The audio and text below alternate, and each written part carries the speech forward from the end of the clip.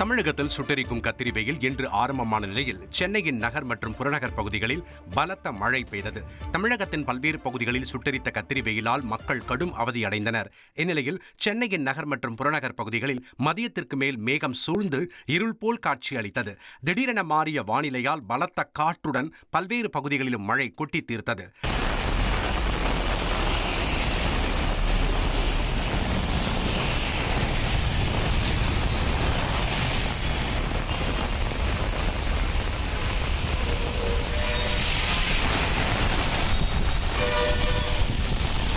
அதேபோல் குன்றத்தூரில் பலத்த காற்றுடன் மழை பெய்தது. ஆவடியில் ஆலங்கட்டி மழை பெய்ததால் வெப்பம் தணிந்தது.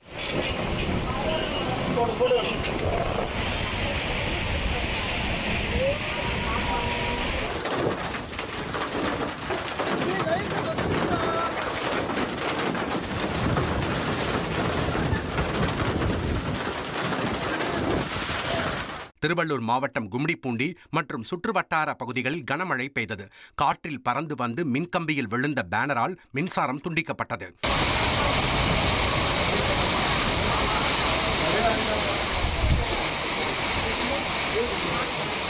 திருத்தணி மற்றும் அதன் சுற்றுவட்டார பகுதிகளில் கனமழை வெளுத்து வாங்கியது. இதனால் வாகன ஓட்டிகள் முகப்பு விளக்குகளை ஒளிரவிட்டபடி சென்றனர். இதற்கிடையே சென்னை உட்பட 10 மாவட்டங்களில் மழைக்கு வாய்ப்பிருப்பதாக சென்னை வானிலை ஆய்வு மையம் தெரிவித்துள்ளது.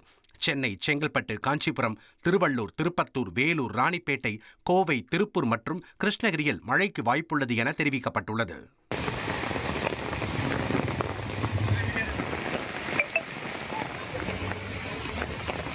அலாவுதீன் நாட்டை காப்பாற்ற போராடும் சாமானிய இளைஞனின் சுவாரஸ்ய கதை தினமும் இரவு 8 மணிக்கு.